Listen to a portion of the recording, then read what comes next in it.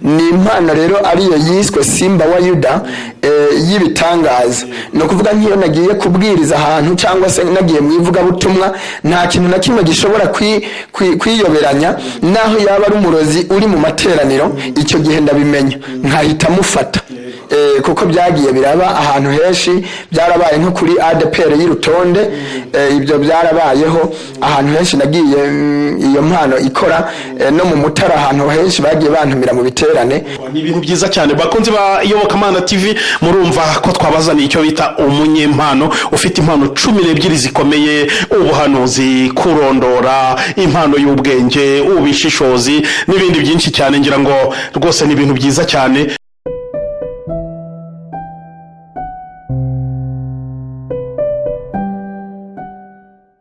Anshuti bakunzi ba Iyobokamana TV, turabasoje mu izina rya Yesu. Ni kwa kundi rero mumaze kutumenyera ko tugira gutya tukabazanira umutumirwa. N'ubu murabona rero ko turi kumwe n'umuntu nyine witeguye kutuganiriza no kurikira ikiganiro cye, uri buze gukuramo amasomo akomeye, kuko harimo byinshi. Harimo ubuhamya bw'umuhamagaro, harimo ubuhamya cyangwa ibihamya bye bifite ubuhamya bukomeye. Reka tuze tuganira nawe. Mwiriwe neza? Ego mwiriwe. Amakuru ni meza. Tubahaye ikaze kuri urubuga rwa Iyobokamana TV. Yego murakoze. Mwatagira umutwibwira tugiye kuganira nande ninde tuzanye nyine kuri kamera za Iyobokamana TV bwa mbere muri office ya Iyobokamana TV? Murakoze, nitwa Buhungu Abeli. Nayo mazina ababyeyi banyise. Navutse ndi umuhungu mu bahungu 7, kuva ku mwana wa mbere nta mwana w'umukobwa bigeze babyara. Bituma rero kubera ko ndi umwana wa 7 kandi twese turabahungu, bahise banyita Buhungu. Mbajije ababyeyi bansobanuriye ko impamvu banyise Buhungu Abeli ari uko twavutse turi ubuhungu bwinshi, ariko inyuma yanjye haza kuvuka abakobwa 5 bakurikirana. Rero nitwa Buhungu Abeli, kandi nsanzwe ndi umurevera pasiteri guhera mu 2006. Murakoze. 2006. Uyu rero ni Buhungu cyangwa ni Reverend Pastor tuzanye nyine kuri kamera za Iyobokamana TV kugira ngo aduhe ubuhamya bw'ibihamya bye. Pastor, amakuru yanyu? Amakuru ni meza. Murakomeye cyane. Turaho turashima Gitare.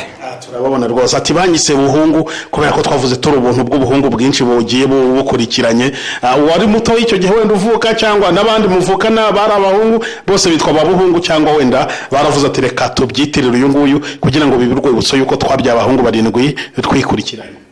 Kubera ko nari umwana wa 7 bakabona ko nta cyizere bari bafite cyo kuza mu mukobwa, byatumye banyita gutyo. Abandi bitwa yandi mazina ariko nje banyita gutyo kubera ko abana bari babaye benshi ari abahungu. Ubwo mama wawe nyine na papa baravuze ati koko inshuro 7 tubyara ubuhungu gusa tuyo tumwite Buhungu tujye tubyibuka. Niko byagenze? Yego niko byagenze. Bakunzi ba Iyobokamana TV, uyu nguyu ni umutumirwa nyine w'umunsi tuzanye. Pastor rero uburyo kugira ngo umuntu ahamagarirwe gukorera Imana, hari igihe aca mu bikomeye, nkuko bavuga ngo iyo Imana ishaka ko kuzagukoresha ibikomeye ikunyuza mu bikomeye, maze ibikomeye bikagukomeza kugira ngo uzabe umuhamya wakoreshejwe ibikomeye cyangwa ukoreshwa nyine ibikomeye. Nawe rero turakuzanye ngo duhe ubuhamya bw'ibihamya byawe. Murakoze. Njewe ukuntu rero Imana yatangiye kunkoresha, navukiye mu muryango ukijijwe. Ababyeyi banje ari abapantikoti mu gihugu cy'u Burundi. Nuko rero mama twaraganira akambwira uburyo yatwaye inda yanjye. Yambwira ko inda yanjye yari itandukanye n'iz'abandi 6 yabyaye. Iyanjye rero yambwira ko yumva ibimenyetso bitandukanye n'iz'abandi. Maze kuvuka rero nkakura, no kuvuga ngo nakuze ntangira kwiyumvamwo gukorera Imana. Maze kugera nko mu myaka 7-8 naririmba muri Sunday School mu gatondo mu bana. noneho maze gukura rero ngenda mvuga ubutumwa ndi umwana muto mu baturanyi nagenda mvuga ngo mwihane kuko ubwami bw'Imana buri hafi. Icyo gihe ntangira kuvuga ngo mwihane kuko ubwami bw'Imana buri hafi nari ngeze mu myaka 8 cyangwa 10. Noneho rero baranshakisha bakambura hageze ko turya mu masaha 6 bakansanga ndi mu baturanyi kubwira abantu ubwo butumwa. Ndakura mbikuriramwo mbu muririmbyi birakomeza ariko maze gukura ngeze mu myaka nka 15 ngera igihe rero kubera ikintu umuntu yakuriyemwo arakimenyera akakirambirwa akagifata ibisanzwe. Ngera igihe rero mu myaka y'ubuadolesa ndabitesha agaciro sinakomeza ndi mu gakiza gakomeye. Maze kubivamwo rero Imana kubera ko yari yarampaye impano cyangwa se ishaka kunkoresha yakomeje kunkurikirana. Noneho itangira rero kuntuma abahanuzi bakambwira ngo ningaruke mu murimo w'Imana. Rero icyo gihe nakomeza kubyanga kuko nashakisha amafaranga cyane. Hageze rero igihe Imana imaze kubona ko ntari kubyemera irambwira ngo ngiye kukuvuna amaguru n'amaboko. Icyo gihe imbwira ngo ngiye kukuvuna amaguru n'amaboko yatumye umukozi w'Imana ndamwibuka yari uwo muri ndi torero araza arabimbwira ko Imana yamutumye gutyo ndabisuzugura ndabipinga. Yitwa Joseph yasengera mu itorero rimwe ry'ahantu mu Ngagara mu mujyi wa Bujumbura. Maze kubipinga rero byaje kugera igihe Imana imvuna amaguru n'amaboko. Kuntu byatangiye hari saa 11 mvuye ku kazi mfatwa ntwaye imodoka ndi mu muhanda. Noneho ntwaye imodoka ntangira kumva umuriro uri kwaka mu birenge. Imodoka ndayiparika ku ruhande ndenza kureba mu mapedale hariya dukandagira ngo numve ko imodoka yaba irimwo gusha cyangwa se yagize kurusirikwi. Nsanga imodoka nta kibazo ifite. Ndavamwo nkoramwo imbere ngo numve ko hashushe numva ntihashushe kumbe byari mu nkweto nambaye. Rero byaje kurangira ndakomeza ariko kugira ngeze imodoka aho ntaha cyabaye ikibazo gikomeye. Ngeze mu rugo nsanga ibirenge byabyimbye. Nari nambaye suppress hari ku wa gatanu nambaye imyenda ya siporo. Nsanze ibirenge byabyimbye kugira ngo urukweto ruvemwo cyabaye ikibazo gikomeye cyane. Noneho bihita bikomereza aho ngeze mu rugo birakomera ku buryo ntangira kwaka umuriro bazana amazi ibasibuze amazi nkandagiyemo amazi yaramfasha iminota 10. Inyuma y'iminota 10 agahita shuha nka yari kumbabura nkahita ntaka. Barayamena rero bakanzanira yandi nkagira agahenge k'iminota itarenze 10. Birakomeza n'amaboko arafatwa atangira kubyimba. Noneho ntangira kuryama ku buriri nubitsinda nkaraza amaguru mwibasibuze amazi nubitsinda. Ibyo rero nabibayemo amezi 6 nayamaze ndyama ku buriri nubitsinda amaguru arara mwibase yuzuye amazi.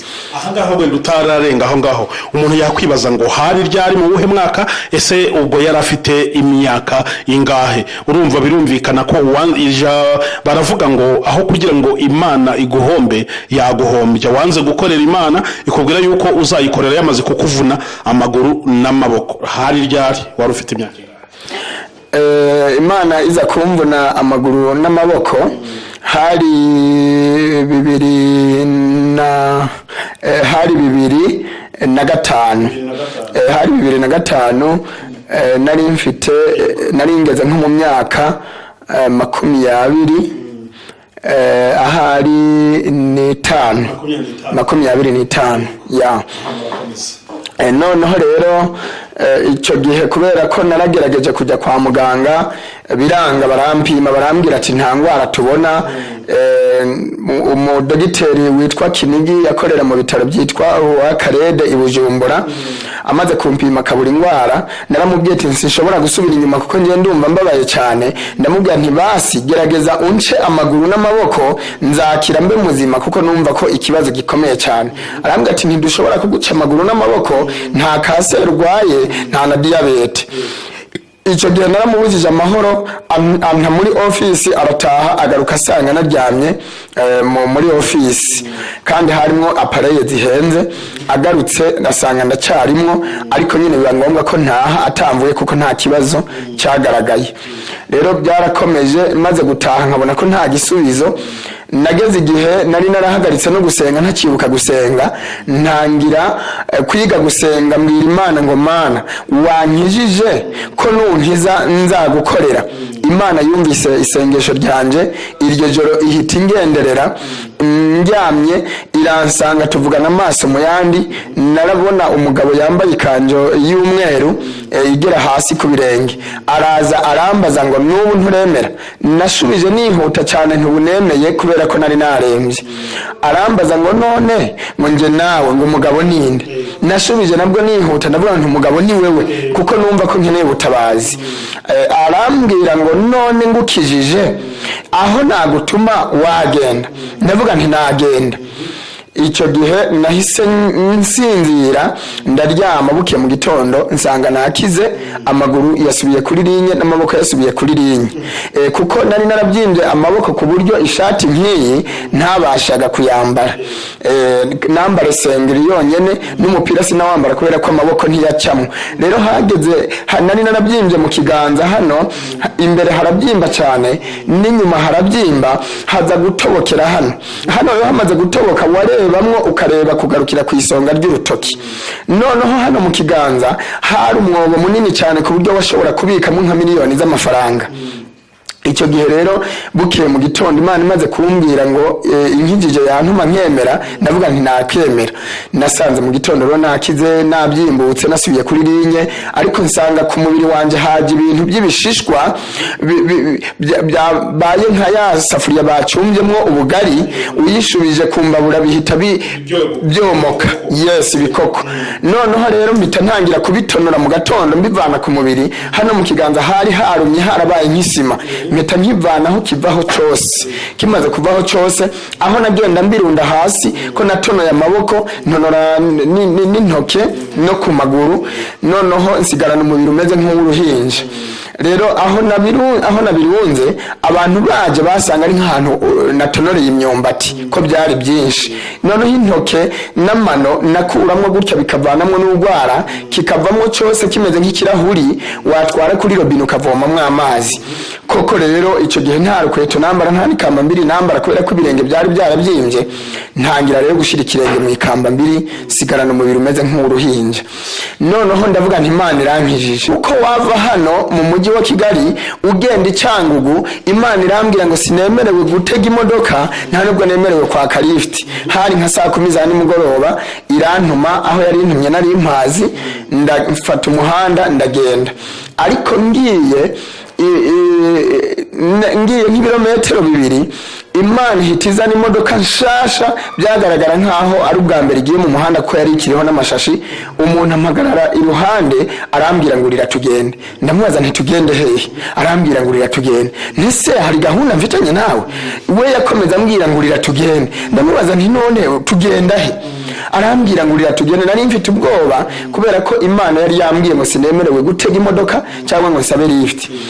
Nza kumva ijwi ryo mu mutima, Imana irambwira ngo urira iyo modoka ni njye uyohereje, urira tugende. Noneho nza numva mu mutima Imana iri kumbwira amagambo avuga kuri Aburahamu atambaho igitambo Isaka. Ntabwo Imana yemeye ko yica uriya mwana, yaramubwiye ati icyo nari nkeneye ni ukwizera kwawe. Namaze kubona ko unyizeye, yumva ijwi rimubwira ngo ntiwice umwana wawe, imwereka umwagazi w'intama nka hariya. Rero Imana irambwira ngo nashaka kumenya ko wemera, ntabwo nagukoresha iby'umuruho, urira iyo modoka igutware n'injye uyohereje. Norira imodoka, umushoferi arantwara, ariko nigira inama mu mutima ndavuga ngo ikimenyetso kiza kunyemeza ko ari Imana yohereje uyu mushoferi, ntabwo ndi bumubwira aho ngiye. Nantwara akangeza aho ngiye ndamenya ko ari Imana yamwohereje. Yarantwaye arangeza aho ngiye, mvuga iby'Imana yantumye, ndangije ndagaruka. Iryo joro ry'uwo munsi mvuye gutanga iyo message ndaryama ndasinzira. Nibwo Imana rero yavuganye nanjye ibintu byinshi, irambwira ngo mwana wanje ngiye kugukoresha ibiteye ubwoba. Irambwira ngo nguhaye impano 12, irambwira ngo ariko muri izo mpano 12 ngo harimo izo kwerekwa, uzajya ubona ibintu utarinze kuryama ngo usinzire. Irambwira ngo kandi nguhaye impano yitwa Simba wa Yuda, izagukoresha ibitangaza bigatuma abantu bazagukunda n'amahanga akagukunda. ico gihe rero imbwira ibintu byinshi irambwira ngo nkugize igiti kiturirwa ngo uzakuriraho wese azahanuka avunike. Irambwira ngo ikindi nkugize inyenyeri yaka kuruta izindi ngo n'abari kure ngo bazayitunga urutoke ngo bayerekane. Irambaza ngo no impamagara mw'izina yahise inyita Eliya, ihita impamagara muri iryo zina nditaba. Maze kwitaba irambaza ngo none ngo nkubaze ntiyego ngo iyi nyenyeri yaka kuruta izindi ngo umuntu ntahagarara hasi ngo akayitunga urutoke ngo akayereka mugenzi we ngo akamubwira ngo dore iriya nyenyeri ukuntu yaka kuruta izindi. Ndasubiza ntiyego ngo nuko nawe nkugize inyenyeri yaka kuruta izindi ngo n'abari kure bazayitunga urutoke ngo bayerekane. Sinasobanukirwa ico bivuga, ariko byasobanura ko igitangaza Imana inkoresheje ku muntu azagenda akabibwira abandi, noneho babandi nabo bakanshakisha. Nagenda mpamagarwa rero n'abantu benshi, inimero z'abantu batandukanye, umwe wese agenda abwira undi bahana nimero zanje, agenda mpamagarwa n'abantu benshi. Wenda utararenga aho ngaho wavuze ati Imana yambwiye ko impaye impano 12, wavuzemo nkeya. Birashoboka yuko udukurikiye ashobora kugira amatsiko y'izo mpano Imana yaguhaye.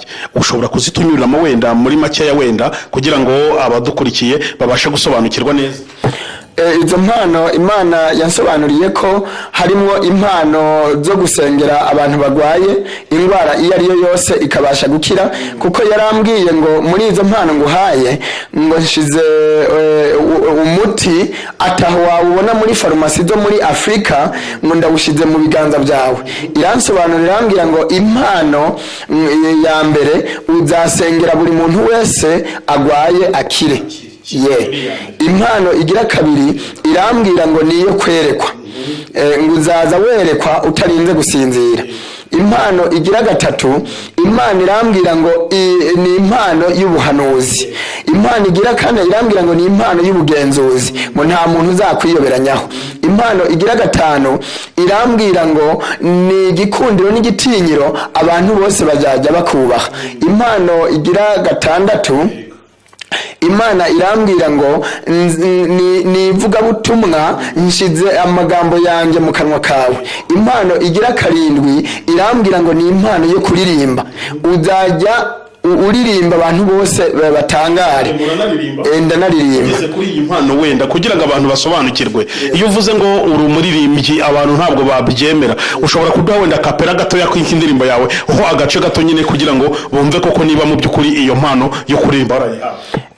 Icyo gihe Imana yampaye n'indirimbo muri iryo joro ntangira kuzirepeta njyana insinziriye, ariko nabyuka kuzandika saa 9 za nijoro.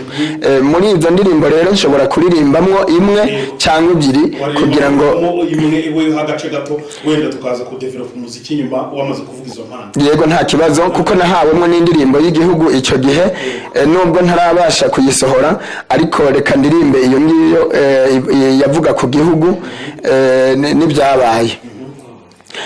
Yewe Burundi ngiye guhagurutsa abana bawe, nibo bazanshingira intahe hanze, sinzakurekera abadayimoni. Bamwe bafite imbunda zikomeye, abana banje ubwoba burabishe, ngira nze vuba ngenda batabare, sinzabahebera abadayimoni. Yewe Burundi ngiye guhagurutsa abana bawe, nibo bazanshingira intahe hanze, sinzakurekera abadayimoni. Bakunzi ba Iyobokamana TV, uyu no umunyempano twazanye. Mwari mugise ku mpano yari ya karindwi? Yego ya munani. Impano rero ya munani Imana yarambwiye ngo uzazenguruka ibihugu, ngo umaze kuzenguruka ibihugu ngo nzagutwara no muri Amerika. Ariyo mpamvu Imana yampaye indirimbo ivuga ukuntu abana b'igihugu cy'u Burundi aribo bazatwara ivuga butumwa hanze. Iyo rero ni impano ya munani.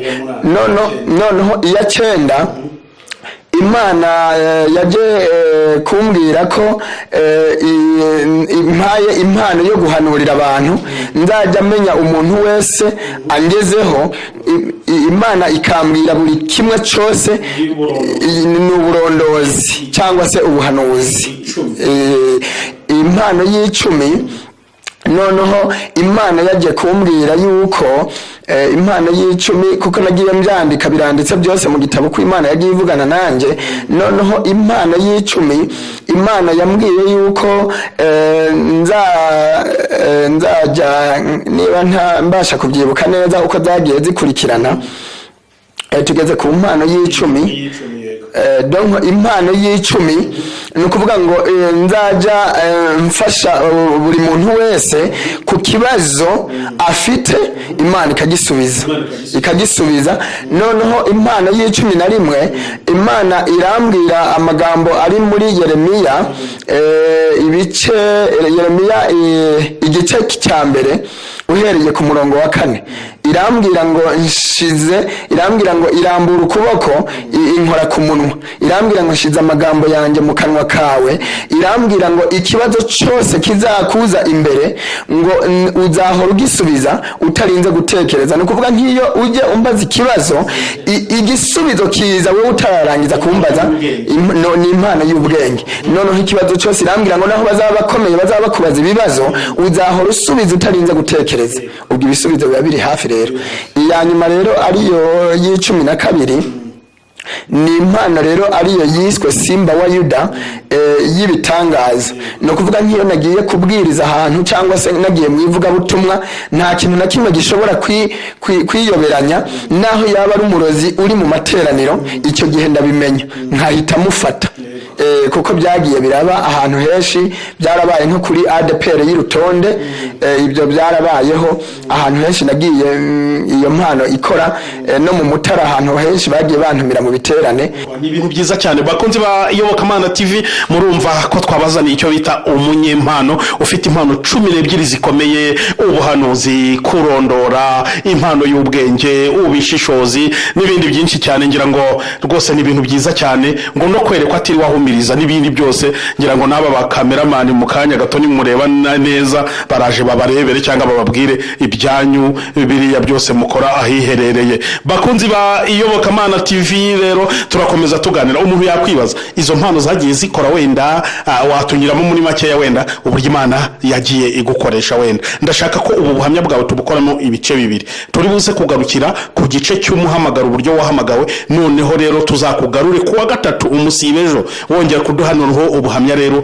bw'ibintu Imana yagiye igukoresha bikomeye. Murakoze. Izi mpano zose zahise zitangira gukora Imana ikizimpa. Natangiye gupima kugira ngo ndebe ko impano zanjye Imana yampaye zikora. No kuvuga Imana yaranambwiye yuko aho nzajya hose Imana izampa ikimenyetso ko Imana yajyanye nanjye. Irambwira ngo ahantu hose nzajya njya, naho hazaba ari muci atari mu gihe cy'imvura, hazahora haza ikimenyetso cy'imvura. Ngeze iyo ngiye hakaza ikimenyetso cy'imvura, ngo kizambere ikimenyetso kingaragariza ko Imana yagendanye nanjye. Ibyo byagiye biba ahantu henshi, ahantu ngeze hose imvura igahitigwa. Ego, imvura igahita ibanza ikagwa, ariko nkabwira abantu ngo ni ikimenyetso Imana yampaye, ntimugire ubwoba, nta mvura ihari. Abantu bakabibona. Hari naho nabivuga bitaraba, mu kanya imvura igahitigwa bakayibona. Ndagenda mvuga aho byagiye biba. Ubwa mbere rero nkiri i Bujumbura, kubera ko Imana yari yarambwiye ngo ngiye mu ivugabutumwa sinzigera nishura amafaranga yanjye. Imana irambwira ngo iravivuye, izahora inyishurira. Irambwira ngo ngiye mu byanjye nzishura, ariko ngiye mu byayo sinzigera nishura. Ni kuvuga ko nta hantu na hamwe mu ivugabutumwa, imyaka yose ndimazemo guhera 2006, ntabwo nigeze nishura amafaranga. Ngiye mu bihugu byose nagenze no kugera hano mu Rwanda sinigeze nishura. Mu nce zose zigize u Rwanda, mu burere bwose nagiyemwo sinigeze nishura, kubera ko Imana yavuganye nanjye ko ntazigera nishura. Nge baranyishurira, ariko Imana ibakoresheje. Rero hageze igihe ngenda nyinze ku murima ku murima wari umurima mwiza cyane w'ibishimbo n'ibigori, mpageze ariko higeze kugwa imvura nyinshi cyane, hagera igihe rero ndahagarika imvura, ndayihagaritse kubera ko yatubuza gukora imirimo twaba turimo, ndayihagaritse nibagirwa ko Imana yambwiye ngo icyo nzavuga cyose kizahora gisohora, mpagarika imvura ntiyongera kugwa. Hari umurima wari uri haruguru y'ahantu nari ntuye mu mujyi wa Bujumbura w'ibishimbo n'ibigori, wari mwiza cyane, nongera kuwunyuraho byumye, numva ngize agahinda ndababara, nibuka ko nahagaritse imvura, kandi nibuka ko niba imvura yarahagaze inzara izica, mubi zica n'umuryango wanjye uzabamo. Mpita nkatira muri uwo murima. Imana yari yarambwiye ngo umuntu uzampagarara imbere nzahore nzamura ibiganza, mwatureho icyo nshaka. Irambwira ngo nzaturaho kubaho azabaho, ngo nzaturaho gupfa azapfa. Icyo gihe najya gusengera abantu mu bitaro, umuntu arembye nkamwaturaho kubaho akabaho. Noneho wa undi yakize abantu bamugwaje bumva ko agiye gutaha, Imana ikambwira ngo uwo nguwo ntazakira, uwo nguwo yarapfa. Rero nkavuga ngo abantu Imana abo nabwiye bose ko bazabaho babayeho, abo nabwiye ko bazapfa barapfuye.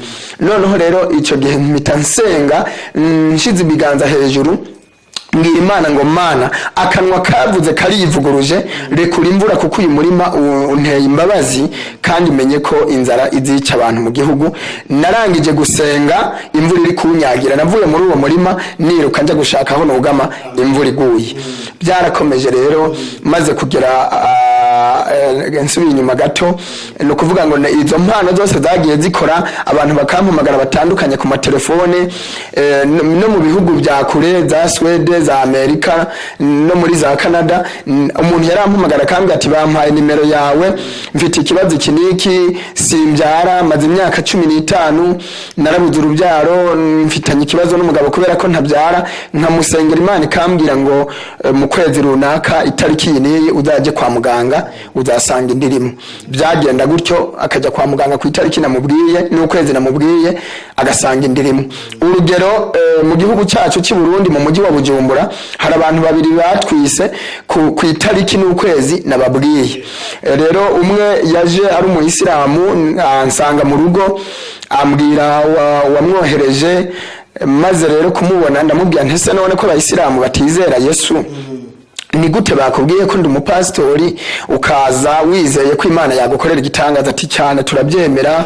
Icyo gihe baranakomeje baza gusenga, baza bambaye bya bintu byabo bya Kisilamu, ariko bagera mu masengesho bakabivanamo bakambara ibisanzwe, bajya gutaha kubwo gutinya imiryango yabo y'abayisilamu bakongera bakabyambara kwa kundi muri make baza gusenga bihishe.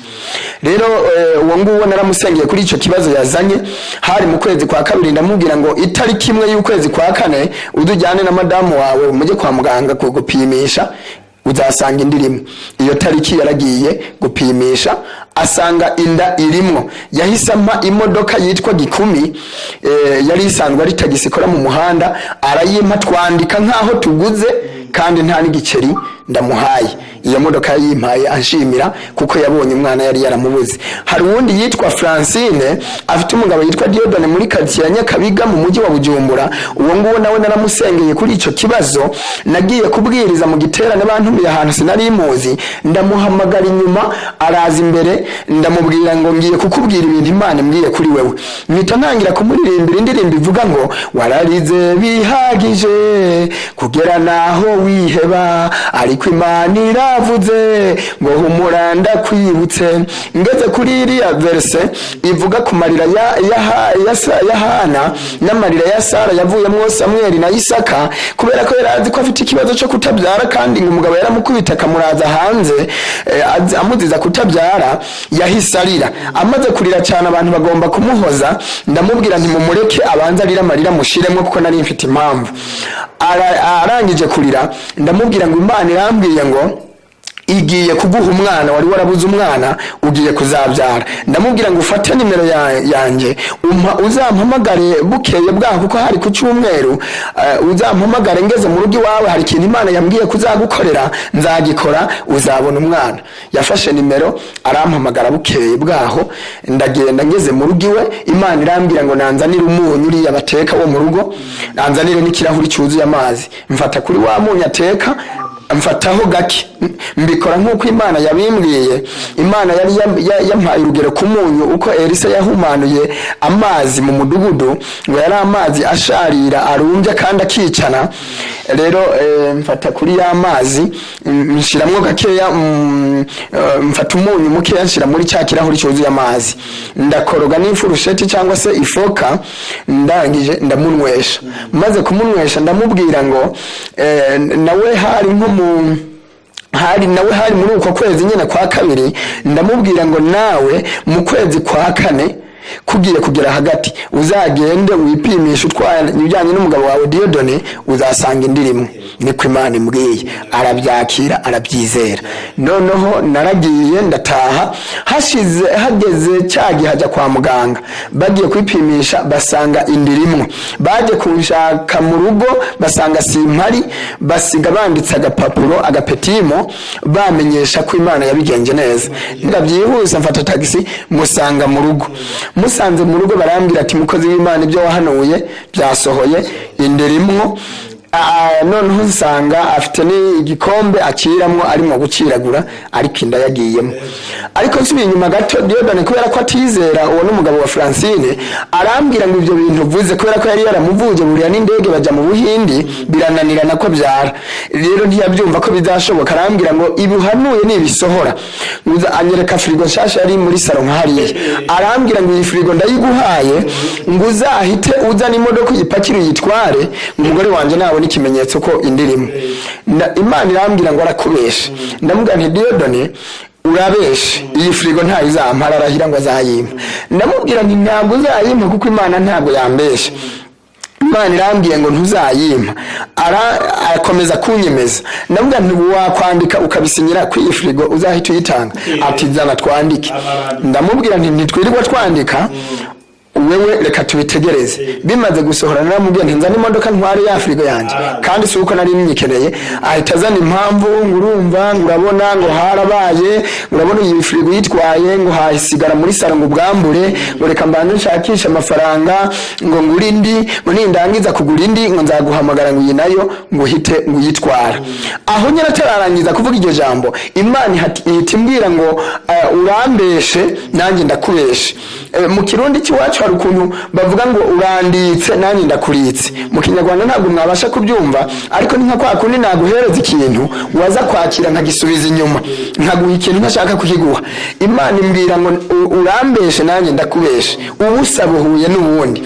Icyo gihe rero ndasobanukirwa ko yanda itazagera igihe cyo kuvuka ngo ivuke, ariko ngira isoni ndatinya kubibabwira kubera ko bari kuntera amabuye. Reba abantu bari bamaze imyaka 15 barabuze umwana. Ndabiceceka ndataha. Ntashe ntibigeze bampamagara. Inda imara ukwezi kwa mbere, kwa kabiri, kwa gatatu, kwa kane, ukwezi kugira gatanu ihita ivamo. Ivuyemwo abantu mahintumwe ati yanda yaravuyemwo. Nanone ndabiceceka ndatinya kuvuga icyabiteye. Ariko Imana ikomeza kumpata ngo ningende mbabwize ukuri ko ari kubera ko batashoje isezerano bemeye. Kandi Dieudonné nari namubwiye ijambo rivuga ngo hakusezerana ntushitse watumureka ni ku ijambo ry'Imana rivuga. Akomeza kuyihagararaho. Muri make babaye nka Ananiya na Safira, bemeye ibyo badashoboye. Rero iyo nda ntabwo yabayemwo, kandi kuva icyo gihe kugera na magingaya inda ntarongera gutwara indinda. Kandi Imana yakomeje kumbwira ngo badahiguye uriya muhigo bahize ntabwo bizashoboka ko babyara. Nyuma rero naje kubibabwira, mbibandikira kuri WhatsApp, ariko nanone byabananiye guhigura, bumva batizeye ko iby'Imana yambwiye ari ukuri. Abakunzi ba Iyobokamana TV, uyu ni n'umuhanuzi nkuko yabivuze ati nahawe impano 12. Nkuko rero mu kanya twari tubivuze yuko ubuhamya cyangwa ikiganiro turimo tugirana tugomba kugicamo ibice bibiri.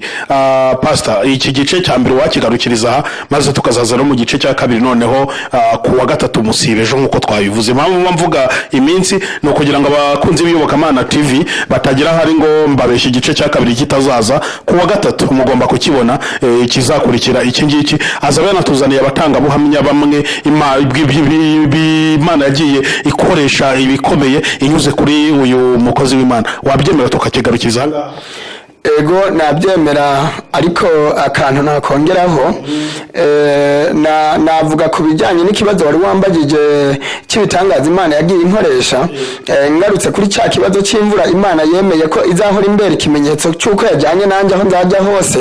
Nagiye mu Bugesera, mu karere ka Bugesera, njya kubwiriza hariya. Noneho ngezeyo abantu baho bantura amarira kubera ko imvura yari yaranze kugwa muri kariya karere ka Bugesera. Noneho bamaze kuntura amarira, Imana ihita isobanurira impamvu Imana yabahaye igihano cyo kutagusha imvura muri kariya karere.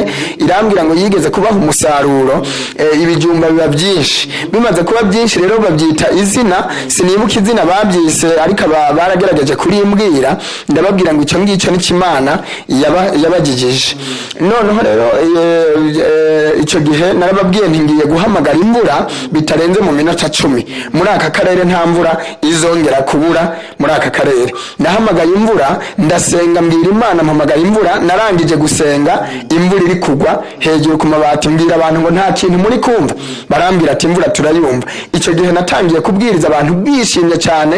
Narababwiye ngo Imana irambwiye ngo iyi mvura, hari nka 3 za mu gitondo tugiye gutangira amateraniro, ndababwira ngo Imana irambwiye ngo iyi mvura iragwa guhereza 3, izahagarara 3 za mu gitondo ejo, no kuvuga 3 z'uwundi munsi. Nabwirije iri kugwa, turangiza dusoza amasengesho 12 za nimugoroba, iyo mvura ikigwa. Ndavaho nari kubwiriza njya kuri arete gutega, ngaruka mu mujyi wa Kigali, imvura inyagira. Ndatega imvura, ngera muri gare ya Nyanza ya Kicukiro, imvura ikirimo kugwa. Mva hariya ndatega ngera muri gare ya Nyabugogo, imvura ikirimo kugwa. Mva muri gare ya Nyabugogo ngera aho nari nsanzwe ntuye mu Gatsata, imvura nanone ikiri kugwa. Ngera mu rugo ndinda ndaryama, imvura irariragwa igeza 3 za mu gitondo nk'uko Imana yabimbwiye. Mu gitondo cy'uwundi munsi ugira kabiri imvura ibona guhagarara.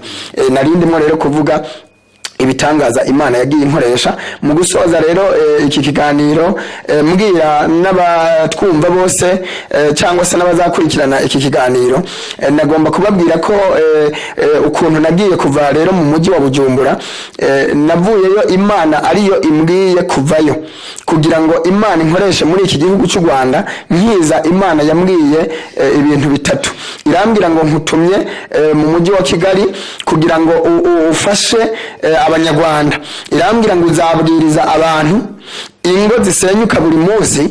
Imana izaja igutwara mu ngo z'abantu, noneho no kubwiriza hirya hatandukanye, ingo zisenyuka ntizongere gusenyuka, cyangwa se zamaze gusenyuka uzongera uzunge cyangwa se uzubake. Abantu benshi bagiye batandukana bongere gusubira kubakana. Icyo ni kimwe. Ikigira kabiri, Imana irambwira ngo ubusambanyi buri mu mujyi wa Kigali ni bwinshi cyane. Imana irambwira ngo uzabwiriza abantu uhugure ubusambanyi buri mu mujyi wa Kigali. Abenshi nk'indaya bazagenda bihana bakizwa, ubusambanyi bugabanuke. Icyo ni cya kabiri. Noneho ikigira gatatu, Imana irambwira ngo uzazenguruka ibitaro byose bigize umujyi wa Kigali. Ubwo rero natangiye mpera muri CHK, nkomeza Muhima, nkomeza na Faisal. Naho nakoreye cyane nzakomeza n'ahandi. Umuntu rero udukurikiye aribaza ngo igice cya kabiri urumva ari ibiki tuzaganiraho kugira ngo ugikombuza abantu? Igice cya kabiri tuzaganira ku bantu Imana yagiriye neza bagakira indwara zikomeye ku buryo zari ziteye ubwoba imiryango yabo. Mbese muri makeba atacyizere bafite ko izo ndwara zizakira, ariko zigakira. Harimo uwitwa Media w'Imasaka. Uwo nguwo namusanze muri CHK. tuzakereka abantu uko byagiye. Nshobora kumuzana agatanga ubuhamya iby'Imana yamukoreye. N'undi ugira kabiri nawe yaratuye Gikondo, nawe yaje umudamu we yaje kunsura dusanzwe tuziranye.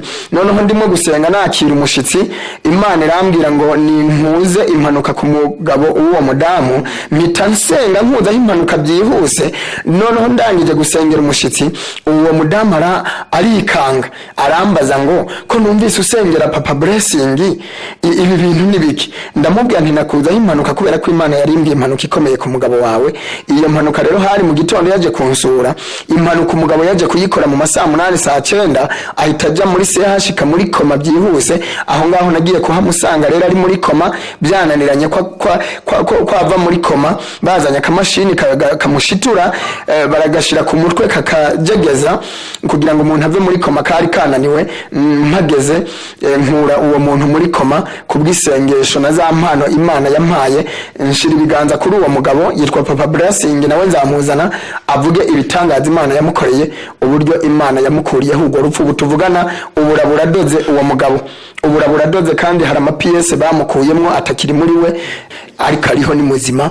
Imana yamukoreye igitangaza arakira. Ibyo byose rero n'ibindi byinshi nibyo tuzagarukaho mu gice cya kabiri cy'iki kiganiro turi kugerana n'uyu mukozi w'Imana, n'umupasiteri Imana yahamagaye ikamuha impano 12 ndetse akaba azikoresha neza nk'uko mwabyumvishe. Bakunze rero Iyobokamana TV, reka igice cya mbere cy'ubuhamya bw'uyu mukozi w'Imana tugisubikire ahangaha, ubundi tuzagaruke rero ku wa gatatu n'umusibejo tuganira nawe n'ubundi yongera kuduha igice cya kabiri, ndetse icyo gihe ngo azabe yazanye na bamwe mu batanga buhamya. Pastor, reka tugushimire cyane. Imana idakiranirwa ngo yibagirwe imirimo y'abera, ni guhereza umugisha cyane kubwivuga butumwa yagushyizemo ukora, kandi turagusaba kugira ngo uzoze usengera abantu badukurikiye, ndetse uze no kubaha nimero za telefone. Imana iguhereza umugisha cyane. Yego.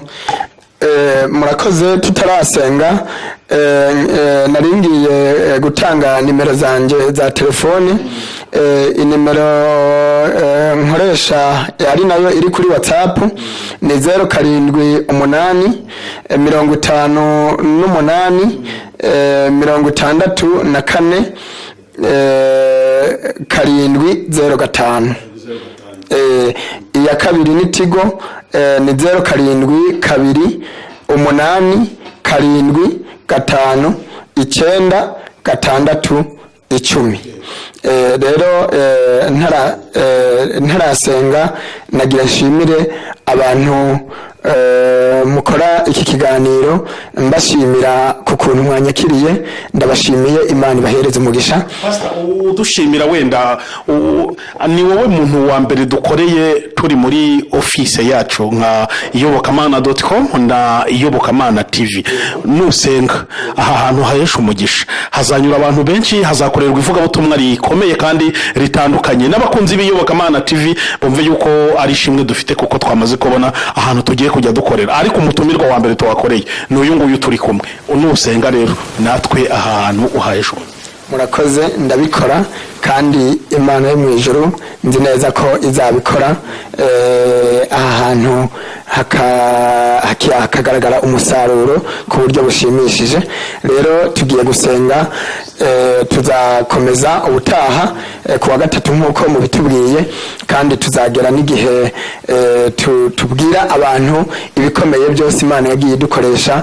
Tuzavuga no mu bindi bice bizakomeza, tuzavuga ukuntu Imana yahinduye umwana w'umukobwa ikamuhindura amaze amezi 8 mu nda, indi sigaje ukwezi kumwe ngo ivuke. Imana ikamuhindura umuhungu kubera ko mama w'uwo mwana atifuzaga kubyara umukobwa. Ibyo nabyo tuzabigeraho. Imana ibahereze umugisha. Mana, turagushimye, uri Imana yihagije, uri data wa twese mwiza, Imana ivuga bikaba, itegeka bigakomera, Imana isezerana igasohoza, Imana itigeze kubesha. Mu izina rya Yesu Kristo umunyanazareti, uwera wa Isirayeli, Imana ya Abrahamu na Isaka na Yakobo, intare yo mu muryango wa Yuda, umunago ku gishyitsi cya Dawidi, Alfa na Omega, bisobanurwa ngo itangiriro n'iherezo, uwa mbere kandi uwa nyuma, nta wakubanjirije nta n'uzaguherukira, uri uwa mbere kandi uwa nyuma. Bisenze dusaba umugisha ku bantu bose batwumva cyangwa se baduteze amatwi, dusaba umugisha kandi no muri kino kibanza gikorerwamo iri tangazamakuru ngo cyagure cyane kandi kize kigere kure, umugisha utagabanyije uzinjire hano hantu, aba bakozi b'Imana babona umugisha mu kuryo no mu kumoso, imbere n'inyuma bahabwa umugisha n'ukuboko k'Uwiteka, babona umugisha uturuka mu majyepfo no mu majyaruguru, babona umugisha uturuka iburasirazuba n'iburengerazuba, impande enye z'isi bahabwe umugisha n'ukuboko k'Uwiteka. Natwe dushigikire rero muri uyu murimo w'Imana dukora kandi ubane natwe, uduha imbaraga n'amavuta, uturinde imitego n'impanuka, uturinde ikibi cyose kandi ntihagire icyago cyegera amahema yacu. Urakoze rero kandi uha umugisha abaduteze amaso bose kandi ukemura ibibazo byabo, ibyari ibibazo ugenda bihindura ibisubizo, ibyari imisozi bigenda bihinduka ibibaya, abarwaye bakire mu izina rya Yesu, ingumba zibyare mu izina rya Yesu, ingo zubakwe kandi zikomere, buri muntu wese abone igisubizo. Urakoze Mwami ko wumvise gusenga kwanje, ijambo ryarambwiye ngo icyo ngasaba cyose uzagikora, kandi ijambo ryarambwiye barakomanga barakingurirwa, ngo abasaba barahabwa, ubikorere kwiyubahisha kandi ubikorere kwihesha icyubahiro. Natwe tuzakomeza tuvuge Imana, tuzakomeza tugushime. Urakoze kubyumvise kandi urakoze kubikoze, amashimwe n'icyubahiro nibihabwe wewe mu izina rya Yesu Kristo umwami n'umucunguzi wacu, amen.